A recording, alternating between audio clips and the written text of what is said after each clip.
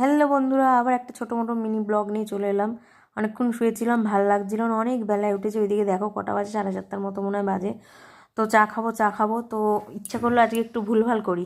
তো ভুলভাল করি, অ্যাকচুয়ালি ভুলভাল নয়, এখানে ক্যারামেল বসিয়ে একটু পুড়ে পুড়ে গেছে। পুড়ে পুড়ে গেলে এমনি কিছুই হয় না, চায়ের কালারটা ভালো আসে, কিন্তু চিনির মিষ্টি ভাবটা চলে যায়, যেটা সত্যি কথা সেটাই বললাম। আচ্ছা, তারপরে এদিকে দেখো ওই পোড়া চিনির মধ্যে ঢ্যার ঢ্যারে একদম জল মারা দুধ দিয়ে দিলাম। তারপর একটু নাড়িয়ে চাড়িয়ে নিই। ঠিক আছে, নাড়িয়ে চাড়িয়ে নেওয়ার পরে তারপরে দেখি কি করা যায়, আগে চেখে নেবো একটুখানি। তারপরে তো এর মধ্যে মনে হয় একটুখানি চিনি দিলে ভালো হবে।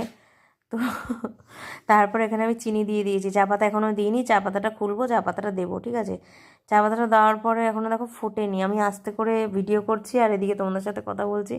তো এদিকে চা পাতাটা অল্প করেই দিলাম, কারণ এমনি কালার এসে গেছে। তো তার জন্য চা পাতাটা অল্প দিলাম। তো এই চা পাতাটা বেশ ভালো।